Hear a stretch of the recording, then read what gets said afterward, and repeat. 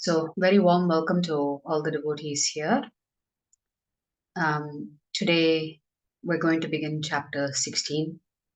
So, we're almost on the final stretch, just 2 more chapters to go. And then you'll be liberated. So, Daiva Shura Sampad Vibhaga Yoga is the title of today's chapter. But let's just do a quick review of the chapter that we finished yesterday, which is Purushottama Yoga. Purushottama Yoga means the yoga of the Supreme Person. Krishna is talking about how benevolent he is in this particular chapter. In the middle shlokas, Krishna is talking about how he's the fire of digestion, how he's the movement of the air that aids digestion, how he's the moon that supplies the rasa, the taste, the juice to the vegetables and fruits, etc. So, in the previous chapter, Krishna talked about how we can engage in devotional services to be liberated from the 3 gunas. In this chapter, Krishna will talk about how these 3 gunas tend to nourish those aspects of our life that actually take us away from Krishna. And to give us a very stark example of how this happens, Krishna is using the analogy of an upside down banyan tree.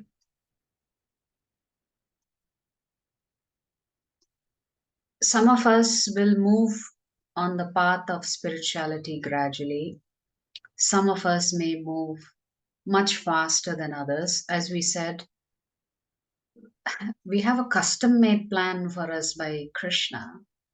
We all move at our own pace. This does not mean that you don't have free will, that you don't have determination, and that you can't make progress as long as you follow the instructions of Guru, Sadhu, and Shastra. But Krishna is telling us in this chapter that we have to use the weapon of knowledge to detach ourselves from the strongly rooted banyan tree. Not the real banyan tree, the upside down banyan tree that we can see reflected in the water.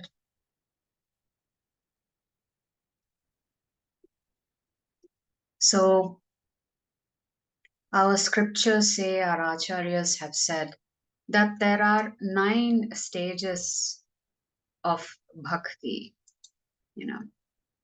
and bhakti always begins with shraddha or faith.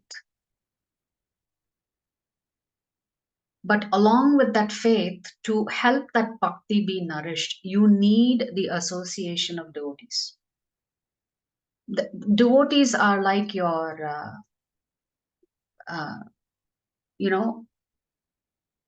your connectors to the Supreme Lord. They are a source of power that helps you connect with the Supreme Lord. So your faith is nourished, and your faith increases and becomes more determined when you take the association of other devotees. Like we said, a drunkard, you can become a drunkard by just associating with other people who drink a lot. Similarly, you can become a devotee by associating with others who are practicing devotional service in a very sincere manner. So you can find inspiration in Sadhu Sangha. So Shraddha is the first stage. Then you go to Sadhu Sangha. Then the 3rd stage is Bhajana Kriya, which means you are told, do these things, don't do these things. And that is your beginning of your performing devotional service. So this is called Bhajana Kriya. Then the 4th stage is called Anartha Nivritti. As you do more Bhajana Kriya, as you associate with other devotees, what is happening? you reach a stage where all of your anarthas, the qualities in you that are prohibiting or preventing you from making progress slowly start subsiding. So, for example, you will notice that as you chant more, as you read more, as you hear more, as you practice what you are taught more, then what happens is your anger will subside, your anxiety subsides, your faith in Krishna increases. So, literally, anartha nivritti means decreasing unwanted attachments to things. That is preventing you from making progress on the spiritual path. So, as your anarthas are reducing, it increases your faith, and therefore you reach the fifth stage that is called nishtha. Nishtha means you are steady in your sadhana. Initially, you may be bouncing around, one day doing this, next day you forget, then another day you get inspired, and then for another whole week you may forget, and then again you get inspired. So you may be swinging wildly like a pendulum initially, but as you hear more, as you associate with devotees more, as you perform your sadhana and devotional services, as your, you know, more unhelpful qualities subside, then you reach that stage of steadiness, firm faith in Krishna. At this stage, when you reach that Nishtha stage, you will never give up worship of Krishna. You will never give up association of devotees. So, as you reach that stage of firm determination or fixed faith, as they call it, so the difference between Shraddha and Nishtha is Shraddha is initial faith and Nishtha is firm faith. Then you develop Ruchi. Ruchi for chanting, Ruchi for waking up early, Ruchi for following the instructions of Acharyas and the Lord. So that's the sixth stage. Then as your taste increases and you begin to relish what you're practicing, it leads to the next stage called asakti, which is attachment to the process and to the object of love. And once you've passed that stage of asakti, it leads you to the next stage called bhava, which means preliminary love for the Lord. You can't stop thinking about Krishna. You're searching for Krishna until you reach the final stage, which is called prema or pure love for Krishna. So Shraddha, Sadhu Sangha, Bhajana Kriya, Anartha Nivritti, Nishtha, Ruchi, Asakti, Bhava, and Prema. So within Bhakti Yoga, this is one ladder that helps you reach that final accomplishment, which is love for the Supreme Lord.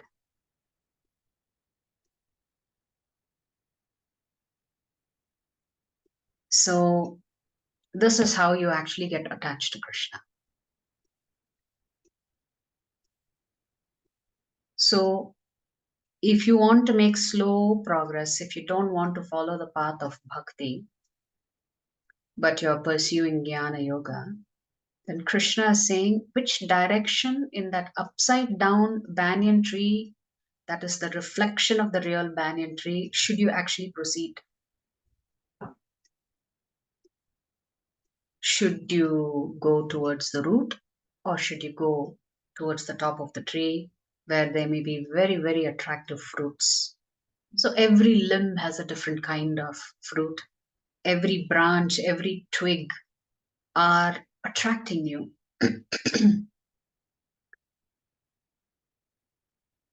They are all of the objects that are attracting your various senses. And so pretty soon you're just completely um, bewildered because you're chasing so many different things on so many different branches. So, what are the fruits that you're chasing on this upside down tree? The fruits that you're chasing, as we said yesterday, is actually dharma, artha, kama, and moksha. Dharma means you first go to Gurukul, you learn what is right and wrong, you know the ways of material world. Core dharma, once you're taught, then you can use that dharma to actually pursue artha. Artha means the ability to satisfy your desires.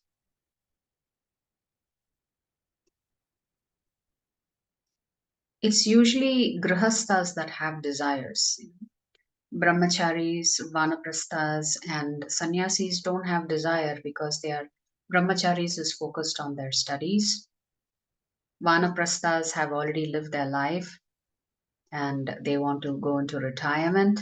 Retirement means, you know, to really fully focus on spirituality and become completely detached from the family. And sannyasis, of course, have sacrificed their entire life for the benefit of the rest of society. So Krishna is saying even this metaphor of the upside down banyan tree that is reflected, the reflection, is very difficult to understand. So difficult to understand that even Lord Brahma gets it wrong. He actually thinks Jnana Yoga is at the very top, and it's only through Jnana Yoga that you can achieve Krishna. Until he reviews his notes and discovers that actually Bhakti Yoga is what can get you to Krishna fastest, and it is considered the topmost. So the upside down banyan tree represents all of your materialistic inclinations, desires, uh, and goals.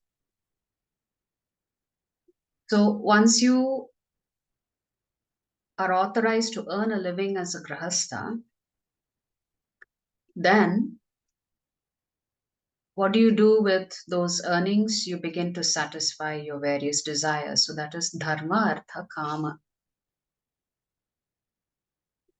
And you get caught up in this cycle that you don't even think about moksha because you're too busy in the cycle of artha and kama. Along the way, maybe sometimes dharma also falls by the wayside. And I think yesterday I was mentioning that the Vedas have four subdivisions. Each of the Vedas, the Rig Veda, Yajur Veda, Sama Veda, and Atharva Veda, each of them have four subdivisions. One subdivision is called the Samhitas. The Samhitas are all of the mantras that you can learn, recite, and get benedictions as a result of chanting those mantras. So these are called the Samhitas. Then you have the Brahmanas. The Brahmanas are explanations of various rituals, ceremonies, sacrifices, etc. Essentially, the Brahmanas describe various types of yajnas you can perform to get certain results. So, samhitas are mantras and the benedictions of chanting mantras. Brahmanas is the description of various types of yajnas to get whatever material desire that you have in mind. Then you have the Aranyakas, and the Aranyakas also talks about rituals, sacrifices, ceremonies, etc. And then finally, you have the Upanishads, and we said of all the four Vedic, four types of Vedas that are there, and the subdivisions, three of the subdivisions have to do with material desires. So it's only the Upanishads that discuss meditation, philosophy, and spiritual knowledge. Within that, there may be a category called the upasanas, how to worship. So Krishna is saying, what happens is that this tree is nourished by your desires that are actually driven and influenced by the three gunas. And Krishna is saying this tree is imperishable, which is fascinating. Because on the one hand, the tree is not real, because it's just a reflection of the real tree.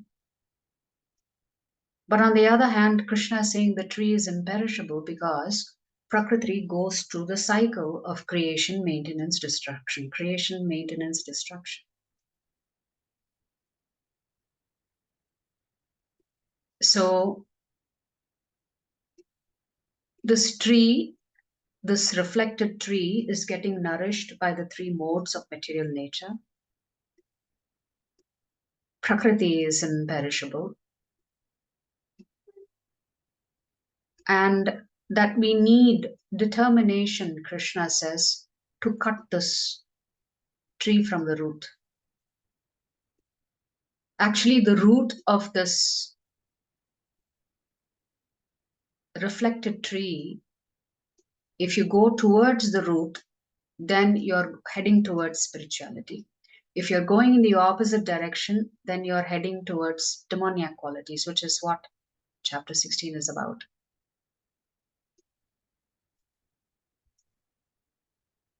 So, what is causing us to experience all of these dualities due to the influence of the three gunas is explained in chapters 14 and 15, is telling you the different trajectory we can take on this path. So, the qualifications that are required to become detached from this materialistic desires, Krishna says there is something called the pravritti marg and something called the nivritti marg. Pravritti marg means you are chasing your material desires. So this falls under the karma kanda section of the Vedas. Nivritti marg means you are actually trying to satisfy Krishna. So His Grace Chaitanya Charan Prabhu says very nicely in a single sentence, you don't have to reject Maya. You just have to accept Krishna. So there is a positive way of looking at it and there is a negative way of looking at it. The negative way of looking at it says, oh my God, I have to work so hard to control my mind, control my senses. So much sadhana I have to do. Rather look at it in a positive way. Just add Krishna into your life. And pretty soon Maya will be subsued. Illusion will not play around with you. Right?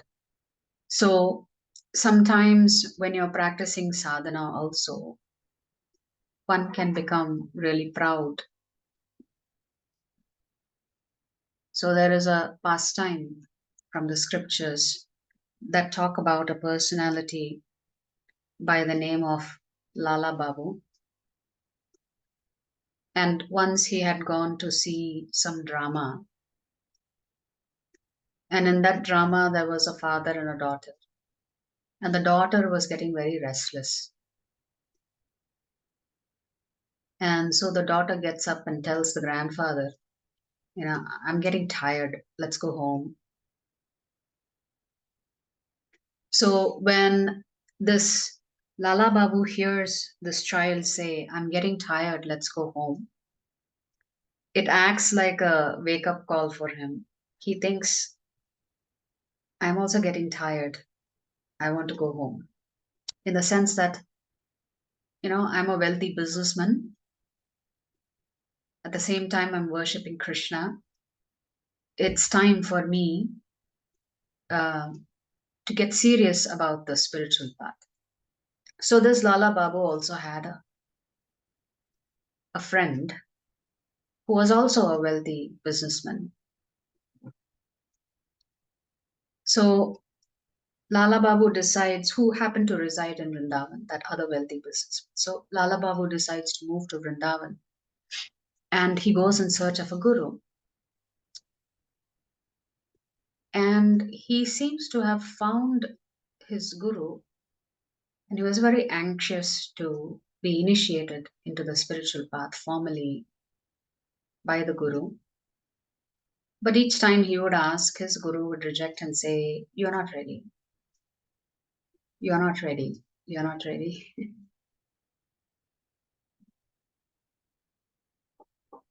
So, and when he asked, "Why do you think I'm not ready?" his guru told him, "You have to develop humility. You're still too proud." And internally, this Lala Babu was thinking, how can I be so proud? Because if I was so proud, would I leave all my wealth behind and come and sit here in Vrindavan? We'll see, that is the pride, right? The fact that you know that you are super wealthy person, and see, a super wealthy person has given up everything and come in search of spirituality. How great a person I must be to do that, because no ordinary person would do it. Any other wealthy person would be too attached to their wealth. I'm already detached from this wealth. Why is my spiritual master or soon to be spiritual master telling me I've not developed humility? So, like this, he gets rejected by his spiritual master saying, "You have to develop humility. You have to develop." So, he goes to visit his friend, the other wealthy businessman, who gives in charity every day, who is also a great devotee of the Lord. And he goes and stands in line to receive whatever charity uh, his friend will give him. A lot of poor people are standing, poor and needy people are standing in the line, and his friend is giving alms until the Slala Babu reaches his friend. And his friend says, "What are you doing here? Why are you standing in line?" So Lala Babu says, "You must be the most wealthiest person. You have love for Krishna, which I don't have, and that's what I want from you." So his friend says, "I don't have any love for Krishna." At that time, feeling very, very dejected, Lala Babu turns around and there he sees his spiritual master Krishnadas telling him, "Yes, you're ready to be initiated now because you've gone begging for love of God, and that should be our top priority." So, actually, to even get love of God, we have to beg the Lord only for it, you know. But anyway, even when you start down the spiritual path, pride can intervene in so many different ways. It can really trick you, you know. So Krishna is talking about the transmigration of the souls, how based on the impressions that we carry from previous lives, we can take on different types of bodies with different eyes, ears, mouth, skin, nose, etc. And then he contrasts it with the spiritual world, where there is no artificial illumination in the form of the sun and the moon. The Lord Himself um, lights up the spiritual world just through His presence. So, interestingly, karma also acts differently in the upper planetary systems. For example, Indra, the person who occupies the post of Indra, lives for 10,000 years. And such a personality will only experience birth and death. They don't experience disease, old age, anxieties, frustrations, etc. So ultimately, we have to learn to control our senses. What is the So Krishna is talking about all these twigs and the leaves, etc. So what happens? The senses is capturing information from the outside world, which is acting like stimuli for you. That information is transmitted to your mind, and then your intelligence has to decide whether to act on it or not. Whatever stimuli you have happened upon, if you don't have the discriminatory power to say this is not useful for me, then you fall victim to that particular stimuli, and before you know it, you are headed in the wrong direction. Then in shlokas 12 to 15, the Lord talks about how he maintains everything for us, including taking care of us spiritually. Not only is the Lord taking care of us materially, he is also taking care of us spiritually. He says, I am the compiler of the Vedas. I am the object of the knowledge of Vedic scriptures. From me come remembrance, knowledge, and forgetfulness. So even if you are a neophyte devotee, if you remember Krishna, it's because Krishna is allowing you to remember him, as opposed to remembering all your material desires. So initially, when we practice Krishna consciousness very seriously, you'll experience quite a bit of joy in your life. You will fall in love with chanting. You will fall in love with coming to the temple, taking sevas. Um, so Krishna is giving you a preview of the movie of what it's going to be like to practice Krishna consciousness. How is Krishna giving you knowledge? He's acting as the Chaitya Guru. He's seated in your heart as the Chaitya Guru. Similarly, even forgetfulness comes from Krishna. A neophyte devotee can also forget Krishna. But a determined sadhaka, if that sadhaka is determined, Krishna will help them remember.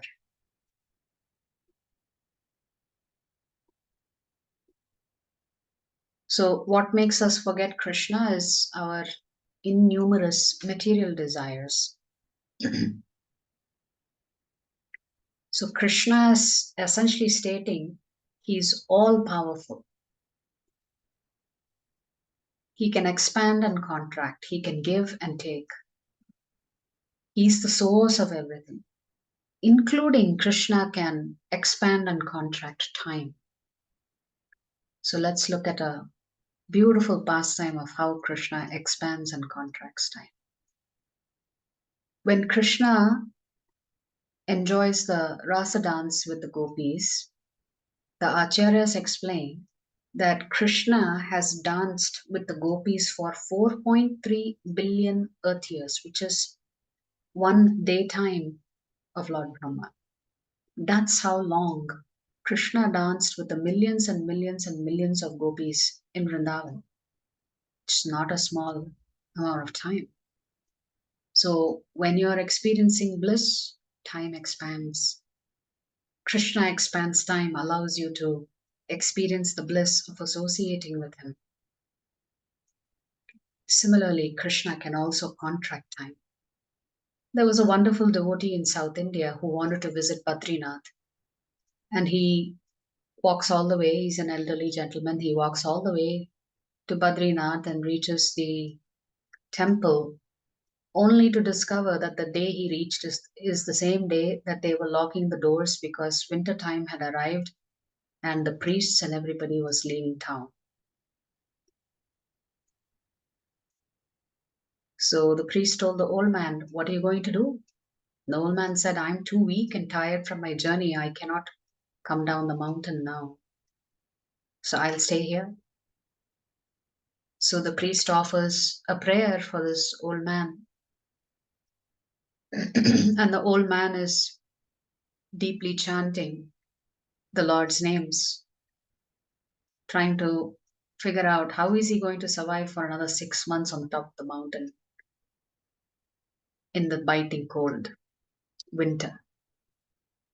So suddenly he sees a warrior on a horse, on a white horse. The warrior gets down and says, "Come, let's play some dice." And so the elderly devotee says, "Okay, why not? At least I have some company." So they begin to play dice, and the game goes on and on and on. All night they're playing dice. Finally, the warrior says, "I've got to go.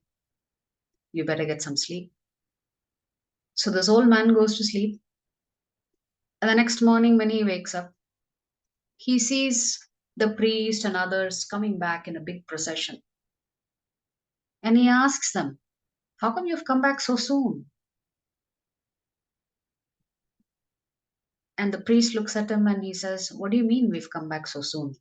6 months have passed by. The season has changed. Therefore, the temple has to be open." And the priest asks him, "How on earth did you survive here for 6 months?"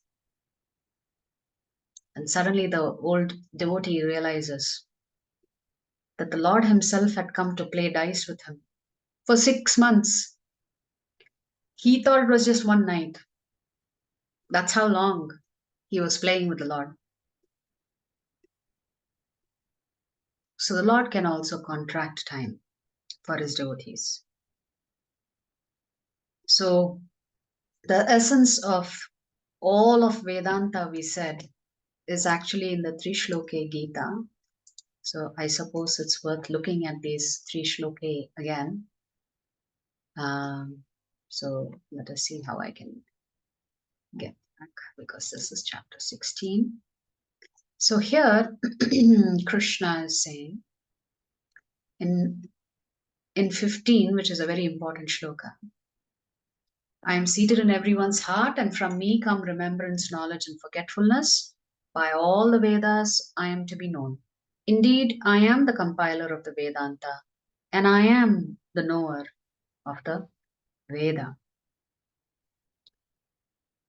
So then the essence of Vedanta. Vedanta means the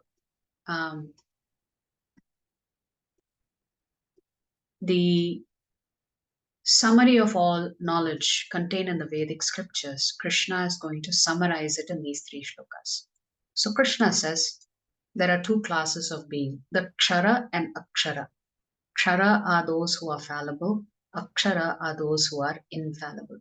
In other words, we said the fallible are the Nitya Baddhas and the infallible are the Nitya Siddhas. The Nitya Siddhas remain in the spiritual world. They are very happy serving Krishna and they never want to leave Krishna's company. Whereas the Nitya Baddhas, for whatever reason, became separated from the Supreme Lord and they are struggling in the cycle of life. So the Nitya Siddhas never fall. These souls are souls that are always liberated. And then there are some souls that fall down due to their separation from Krishna. And when they get separated from Krishna, they automatically get entangled in illusion, Maya, where whatever is unreal, they have accepted as real, just as they are trying to search for the mango in the water. The mango is visible, but it is not accessible because the actual real mango is on the real tree. So here the mango are those fruits. One such fruit is moksha. The actual thing that the Jivatma is searching for is happiness in that reflection. They are never going to find happiness in that reflection because real happiness is on the real tree.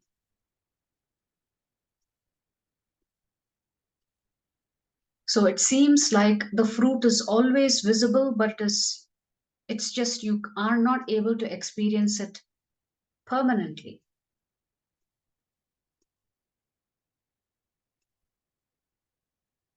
sometimes things are so attractive, we chase it, and then after we get it, we realize, really, that's what it was. I wish I had not wasted my time chasing this. So it's like an anticlimax. So in the material world, ultimately nothing lives up to the hype. Over a period of time, we get tired of this chase. And when you get tired of the chase, that's when you think, where am I headed on this tree? I need to go in the opposite direction. So Krishna is saying, stop chasing that mango in the reflection. You're not very intelligent. Krishna is saying, redirect your vision towards me. If you don't redirect your vision towards me, then there is bondage and transmigration. Don't be captivated by the mango in the reflection of the mango in the water, because you'll end up drowning trying to search for that mango. So essentially, Krishna is saying, while your three modes are getting nourished, your soul is not getting nourished. The real enrichment for us is when we try to nourish the soul. So when the soul is not getting that nourishment, then the soul is forced to just move from body to body to body in search of that happiness.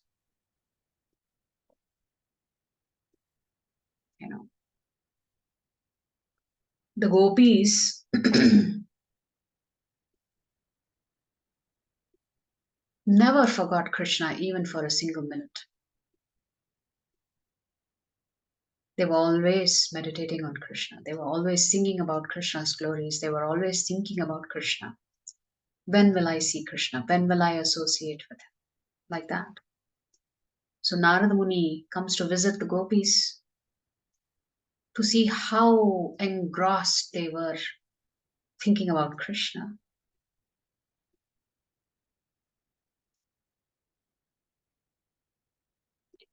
So Narada Muni asks them, this is after Krishna leaves them and never comes back. What are you meditating on? You must be meditating on Krishna. And the gopis say, meditating on Krishna is very easy. We are trying to forget him because he's left us. That's what we are doing. We are meditating to forget Krishna. Because Krishna is such an integral part of our life, we're not able to forget him. But we want to forget him. Why do we want to forget him? Because we are despondent in separation from him. We want to be reunited with Krishna. But because he's left us here high and dry, we're trying to forget him. But even that we're not able to do. So that's the condition of the gopis. That's the platform that the gopis are in. They are so absorbed in Krishna, they're not able to forget him, even if they try. So essentially, Krishna is saying, redirect your attention to me,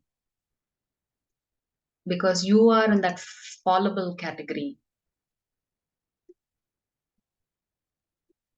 And then Krishna says, besides these two, there is the greatest living personality, the Supreme Soul, the imperishable Lord Himself, who has entered the three worlds and is maintaining them. His Grace Chaitanya Charan Prabhu summarizes this very beautifully. He says, Krishna does everything for us. He maintains everything. He's giving you everything, even when we are doing nothing for Him. Even if you reject him, even if you believe he doesn't exist, he's very, very nicely, mercifully supplying you with everything that you need, even after rejecting him. Imagine if a child rejects the parent and says, I don't want you in my life. But still, the parent is doing their best to help the child along. That's the position Krishna is in, when he does everything for us, even when we don't do anything for him. So everything, Krishna is talking about the sun and the moon, the cosmos, photosynthesis, digestion.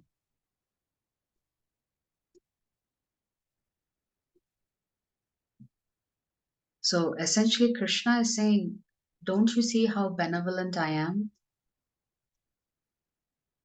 Even when you have turned your back to me, I am so benevolent to you.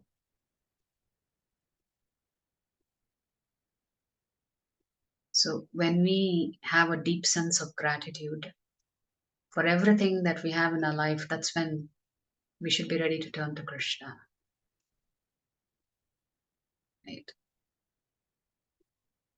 So that's why Krishna says knowledge, remembrance, and forgetfulness all come from me. The opposite of forgetfulness, which the gopis were trying to forget Krishna, is absorption.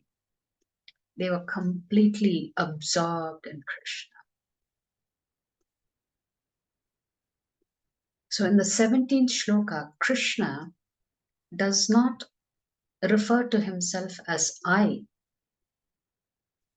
He says, besides these two, there is the greatest living personality, the Supreme Soul, the imperishable Lord Himself, who has entered the three worlds and is maintaining them. These are the Purusha avatars of the Lord. They are plenary expansions of the Lord. So Krishna is not using the word I in Shloka 17 because he is referring to the three Vishnus who are maintaining the whole cosmos. And then in the 18th shloka, Krishna is referencing to himself because I am transcendental, beyond both the fallible and the infallible, and because I am the greatest. I am celebrated both in the world and the Vedas as that supreme person.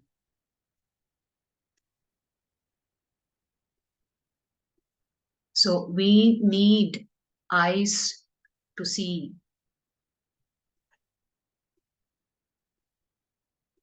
the reality. What type of eyes? Not your physical eyes, but jnana chakshu. Therefore, Krishna says, whoever knows me as the Supreme Personality of Godhead without doubting is the knower of everything. He therefore engages himself in full devotional service to me, O son of Bharata. And then Krishna says, this is the most confidential part of the Vedic scriptures, O sinless one, and it is disclosed now by me. Whoever understands this will become wise, and his endeavors will know perfection. So Krishna is essentially saying, don't you want to come back home to me? How long are you going to stay in this hotel? At some point, you need to check out of this hotel, except when you check out, you're going to take another body, go to another hotel. And every hotel is going to give you a different kind of experience. So I'm ready to pay all of your bills. I'm ready to clear all the debts that you have on the karmic side. But you have to turn towards me. So that brings us to chapter 16. So what is the connection between chapter 15 and 16?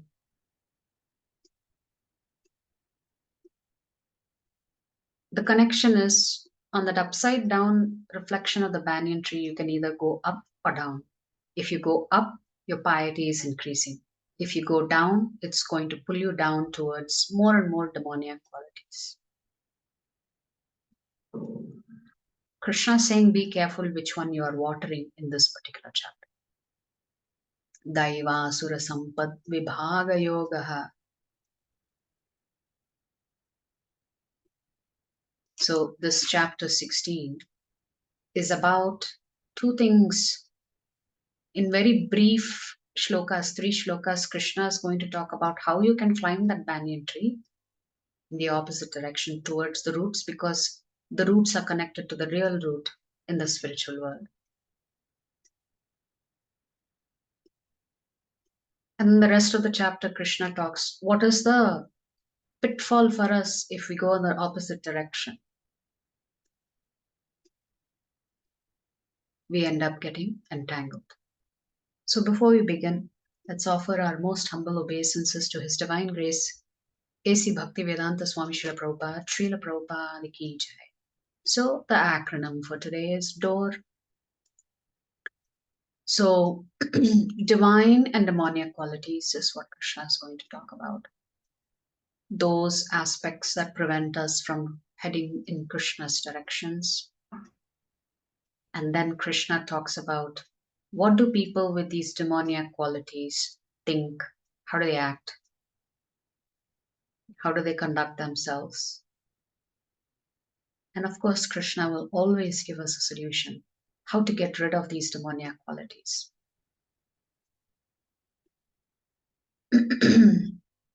So, why is Krishna not talking about divine qualities? And why is he focused so much on demoniac qualities in this chapter? Krishna has already spoken about divine qualities in chapter 2, in chapter 3, in chapter 4, in chapter 6. In chapter 13, when he talks about the 20 items of knowledge. In chapter 14, when he talks about those who are able to transcend the three gunas. Therefore, Krishna spends very little time talking about the divine qualities and spends more time talking about the demoniac qualities. So we're going to read the chapter. This chapter is also very short. It's got just 24 shlokas. So we can actually read the shlokas and then come back to the slides. So the Lord is speaking.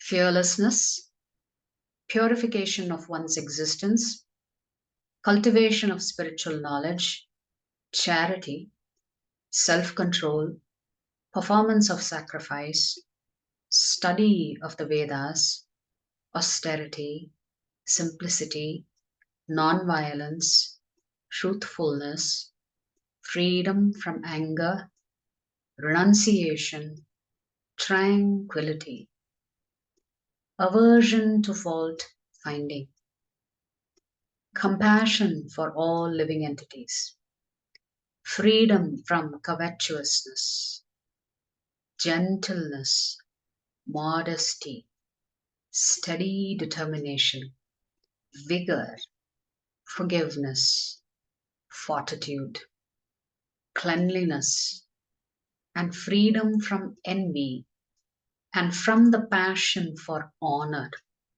These transcendental qualities of son of Bharata belong to godly men endowed with divine nature. Daiva and Asura, which is the title of this chapter.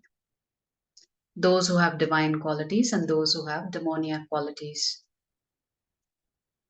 So, Daiva means those who are worshipping Krishna or Vishnu and hence develop divine qualities. Those who reject the Supreme Lord begin to exhibit their demoniac qualities. So we have two sisters from pastimes in Srimad Bhagavatam, Diti and Aditi. Aditi is the mother of all the Devatas. Diti becomes the mother of those who have demoniac qualities. Diti happens to be the mother of Hiranyaksha and Hiranyakashipu.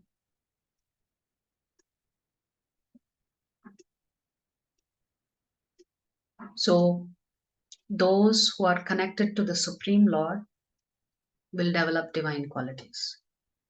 Those who are not will exhibit demoniac tendencies.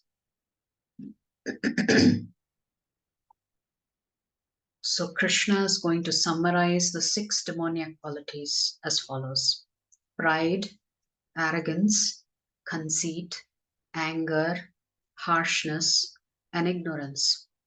These qualities belong to those of demoniac nature, or son of Pritha. What is our natural tendency? There is a saying, we are lawyer for ourselves and judges for others. Our own conduct, behavior, attitudes, we will go to the ends of this earth to defend ourselves as to why we are right. But as Krishna talks about how divine qualities means an aversion to finding fault in others. We said this entire reason why we need to study the Bhagavad Gita, apply this knowledge in our personal life, is that you are actually undertaking an inner journey. You are trying to fix yourself and stop looking at other people's anarthas. When you are focused on other people's shortcomings, that means you have pride and arrogance. You think you are better than them. Otherwise, why would you constantly find fault in others? Whether it's your spouse or your child or your parents or your colleagues, sometimes even devotees. So Krishna is saying this pride, arrogance, conceit, anger, harshness, and ignorance, these qualities belong to those of demoniac nature.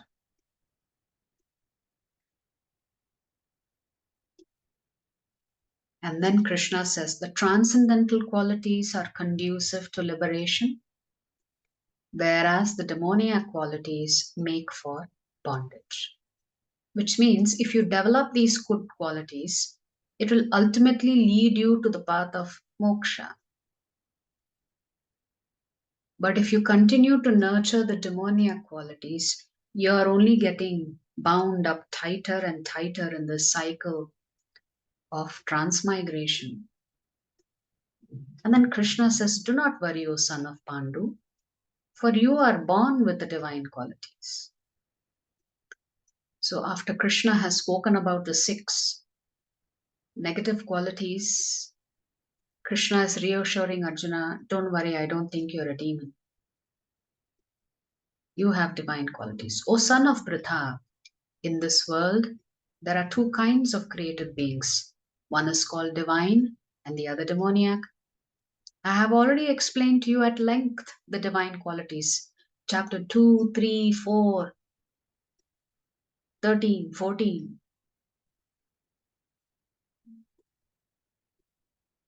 Now hear from me of the demoniac. Those who are demoniac do not know what is to be done and what is not to be done. Neither cleanliness nor proper behavior nor truth is found in them. Krishna is saying, I can't find anything positive in these people. They are not clean. How? They may be clean externally, but they are not clean internally. They don't know, they don't have a discriminatory power between what is right and wrong.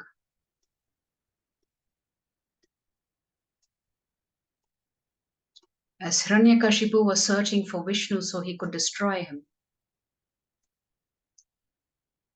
Prahlad was calling out to Lord Vishnu so that he could stay under his shelter. So that's the difference between the divine and demoniac. They say that this world is unreal with no foundation, no God in control. They say it is produced of sex desire and has no cause other than lust. So Krishna is speaking about those who are atheistic. So people with demoniac qualities ultimately will become atheists. They don't believe in God. So Krishna himself is saying what the atheists think and say, including about him. Following such conclusions, the demoniac, who are lost to themselves and who have no intelligence, engage in unbeneficial, horrible works meant to destroy the world.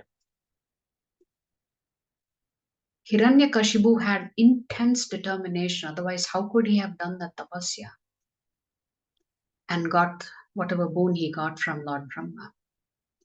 He tried to get the boon of immortality, and Lord Brahma had to tell him, wait a minute, I myself have to die, how can I give you immortality? If that same determination was directed towards loving Krishna, Hiranyakashipu would have been a pure devotee. So Krishna is saying these atheistic people who don't believe in me, what are they engaging in? Self-destructive behavior. Not only do they destroy themselves, they destroy people around them and they end up destroying the world around. And what do? Krishna is saying, taking shelter of insatiable lust and absorbed in the conceit of pride and false prestige. The demoniac, thus illusioned, are always sworn to unclean work, attracted by the impermanent. So they are always preoccupied with things that are not beneficial for their self awareness. They are disciplined, but their discipline is misdirected. They believe that to gratify the senses is the prime necessity of human civilization. Thus, until the end of life, their anxiety is immeasurable, bound by a network of hundreds of thousands of desires, and absorbed in lust and anger. They secure money by illegal means for sense gratification. Some of our desires are very subtle. Desires need not always be on the physical realm where you're trying to accumulate something. We also have subtle desires. We want to be recognized. We want to be acknowledged.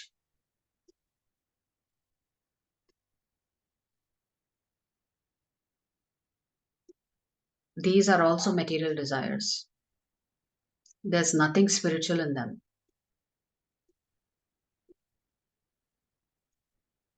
So the need to be acknowledged, of course, it's only natural that you want to be treated fairly. But at the same time, the very fact that we need acknowledgement from others says that we have a long way to go on the spiritual path.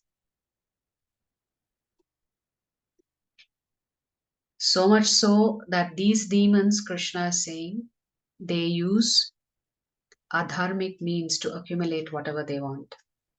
The demoniac person thinks, so much wealth do I have today, and I will gain more according to my schemes. So much is mine now, and it will increase in the future more and more. He is my enemy, and I have killed him, and my other enemies will also be killed. I am the Lord of everything. I am the enjoyer. I am perfect, powerful, and happy. I am the richest man surrounded by aristocratic relatives. There is none so powerful and happy as I am. I shall perform sacrifices. I shall give some charity, and thus I shall rejoice. In this way, such persons are deluded by ignorance, which means these demons have no problem denying God's existence, but at the same time, utilizing the Vedic scriptures to become demoniac.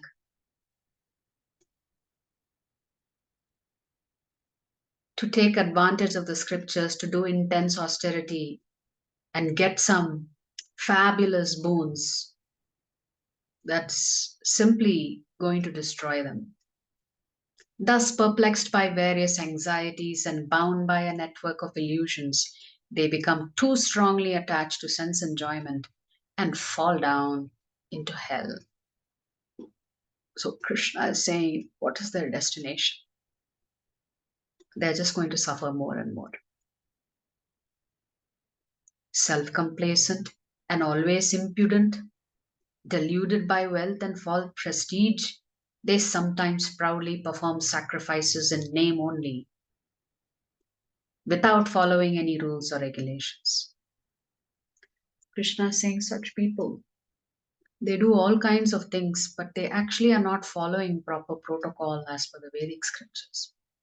Bewildered by false ego, strength, pride, lust, and anger, the demons become envious of the Supreme Personality of Godhead, who is situated in their own bodies and in the bodies of others and blaspheme against the real religions. Krishna is saying these people are so horrible, so fallen.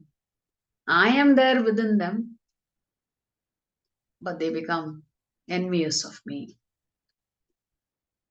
Those who are envious and mischievous, who are the lowest among men, I perpetually cast into the ocean of material existence, into various demoniac species of life. Krishna is saying, what's the outcome after all that they've done?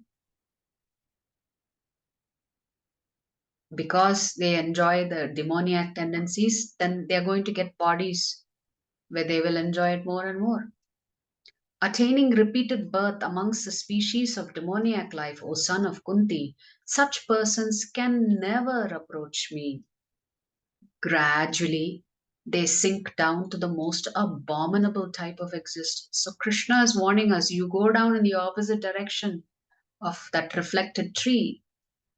Instead of trying to climb the real tree, this will be the outcome for us. There are three gates leading to this hell: lust, anger, and greed.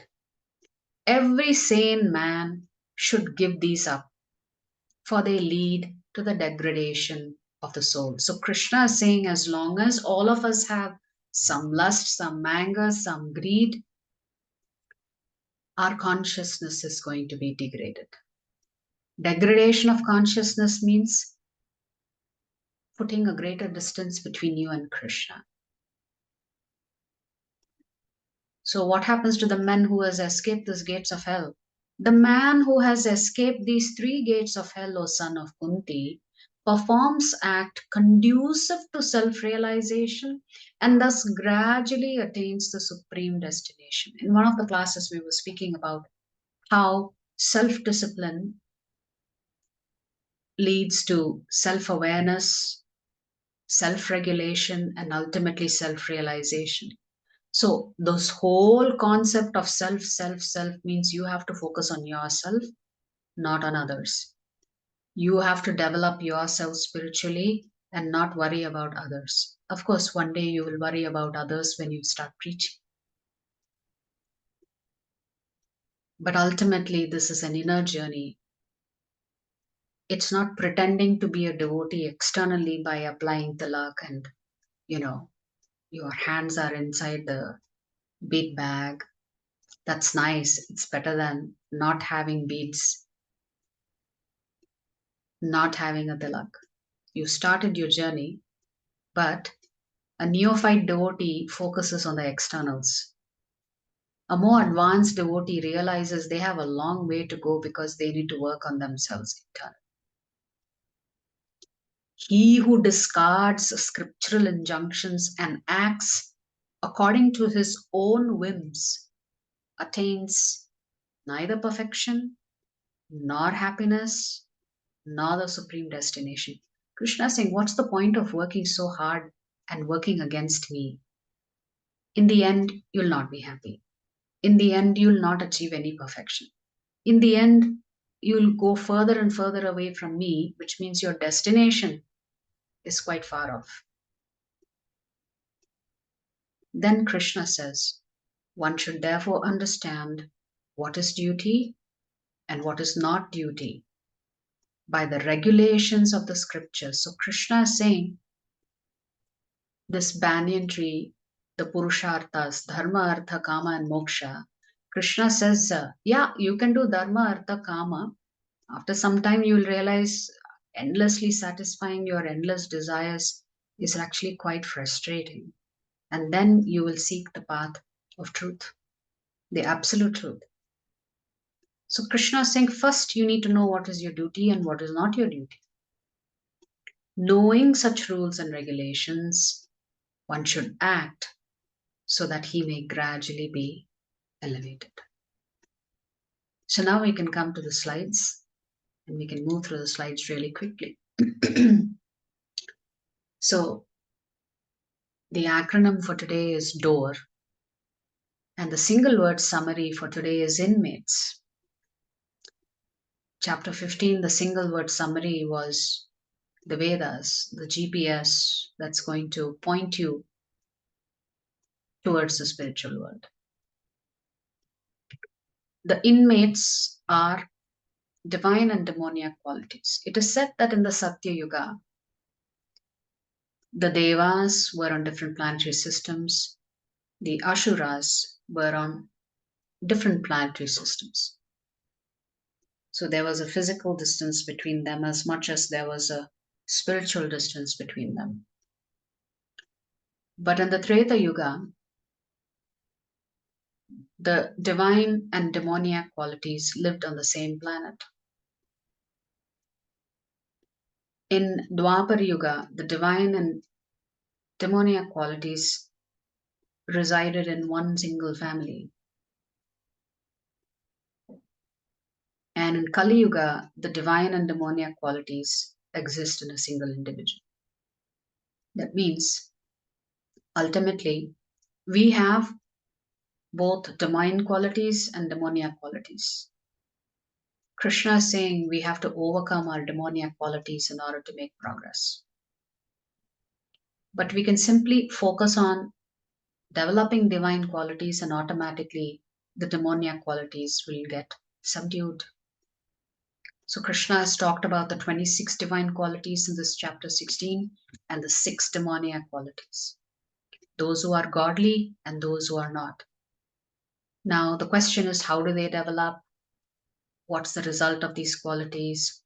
And what's the solution if we want society also to live in peace as much as individuals in that society get to live in peace? So developing these divine qualities, Krishna says, helps you on the spiritual path. Fearlessness, sacrifice, austerity, renunciation, gentleness, self-control, studying the Vedic scriptures, simplicity, cleanliness, modesty, determination, compassion. Like this, Krishna is enumerating 26 qualities. What's this? Free from anger. When your ego surfaces, it leads to disharmony and discontent. So if every family puts Krishna in the center, then you can have a cohesive family unit and a family that is happy serving Krishna together, a family that prays together, stays together. So, on the other hand, the demoniac qualities do not help you at all on the path of liberation. So, the 6 demoniac qualities are pride, anger, pride, arrogance, harshness, anger, conceit, and ignorance. How do they develop? 3 ways in which they develop. One is because of your past activities in your previous lives, you are born with some of those qualities because you're carrying those impressions.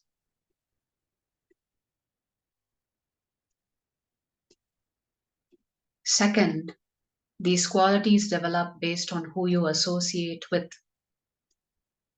and also which guna is actually influencing you.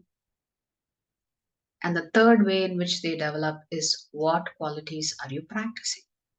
Which ones are you nourishing? Which ones are you starving? You could be nourishing the demoniac qualities and starving the good qualities in you. It should be vice versa. So, abhijatasya, Krishna is saying, you are born with it. How are you born with it? How can we prevent a child from being born with demoniac qualities? Well, according to Vedic scriptures, it's very important to beget a child in a godly atmosphere.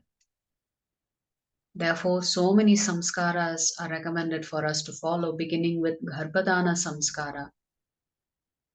If both the mother and the father are reading scriptures, while the wife is pregnant, then it helps that fetus in the womb develop divine qualities. A good example of that is Kayadu, who was pregnant with Prahlad in her womb, while Hiranyakashipu was off in the forests trying to complete his 1,000-year austerities, thousands of years of austerity.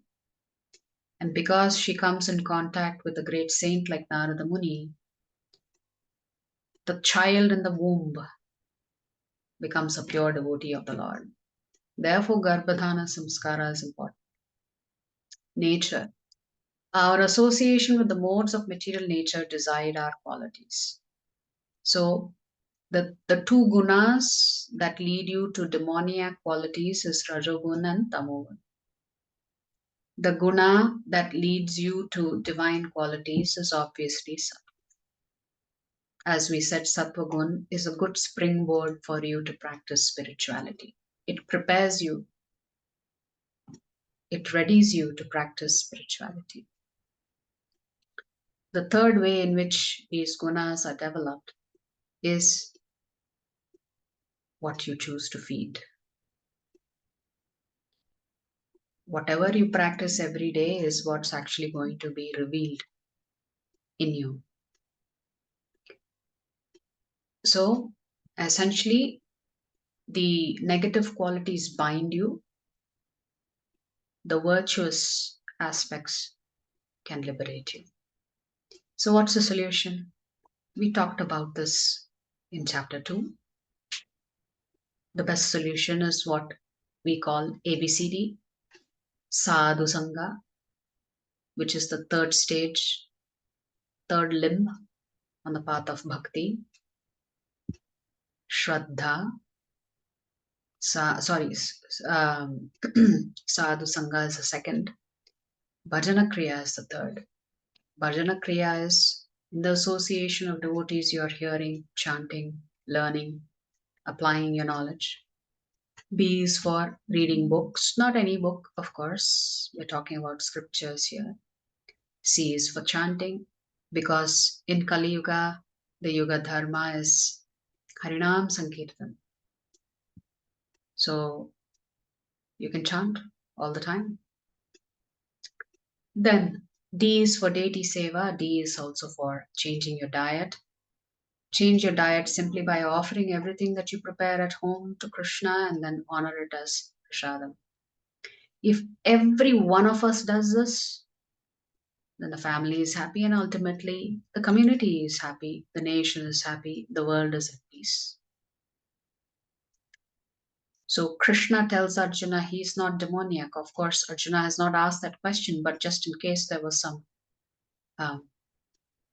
body language that's being transmitted between Arjuna and the Lord has addressed it proactively. So Krishna says the demoniac people engage in all kinds of sinful activities because they are just focused on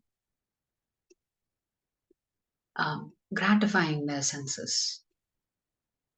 So much so they don't know the Lord is witnessing all the nonsense that they're doing, and they are going to get punished for that. So Krishna says, what's the belief system of the demoniac? First of all, they don't know what's right and wrong. They don't follow the Shastras. If they do follow the Shastras, they follow it in name only, but not in spirit. They begin to think, I'm more powerful, I am perfect, I don't need to follow the scriptures. They engage in improper behavior. They become self-centered. They don't want to follow rules. They become untruthful and adharmic. So essentially, I, me, mine, and I'm going to chase whatever it is that I want. And Krishna is saying, what's the outcome? They live an anxiety-ridden life because they're always chasing something. They're always afraid of losing something that they've already got. And they are fearful that they're not going to get something that they're trying to chase. So Krishna is saying they are tied up with network of thousands of desires, and thus they get entangled in lust, anger, and greed. So much so they engage in illegal acts. Atmasambhavita stabdha dhanamana madanvitaha yajante nama yajnaiste dambhe navidhi purvakam. Dambe, pride, self-complacent and always impudent. Impudent means uh, not very obedient, deluded by wealth and false prestige. They sometimes proudly perform sacrifices in name only, without following any rules and regulations. They don't care if Shastras say don't do this kind of sacrifice. They still do it.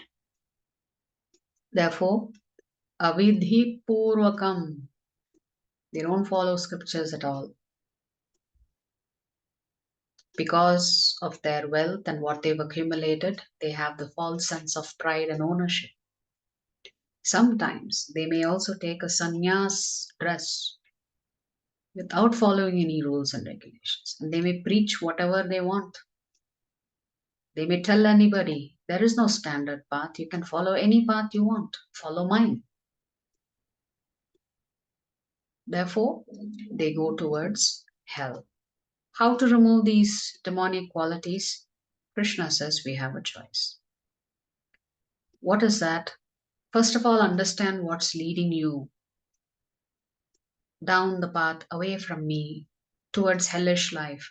Trividham narakasyedam dvaram nashanam atmanah kamah krodhastatha lobah tasmat etatrayam tyajet. So Krishna is saying these three gates push you towards hell. Lust, anger and greed. If you are sane, if you are intelligent, Krishna says you will give this up because you know they are going to degrade your consciousness. So how to overcome these three gates to hell? If one disregards scriptural injunctions and acts according to his own whims, there is no perfection, happiness, and there is no achievement of supreme destination. Therefore, Krishna says we have to follow the Shastras. To control and regulate these demoniac qualities, one must follow scriptural injunctions for the purpose of gradual elevation. Ultimately, Krishna is saying we all have a choice. We can either perform acts for self-realization by following the scriptures, then we can escape these three gates and attain the supreme destination. If on the other hand, we reject the scriptures and we do whatever we want simply because we have free will, we will be miserable and it will lead us to degradation of our consciousness. Degradation of consciousness means, as we said, degradation of body, degradation of mind, degradation of intelligence, degradation spiritually. So today's acronym was DOOR. DOOR for D for divine and demoniac qualities and how they develop. What are the results of nourishing some of these qualities and what's the solution to them?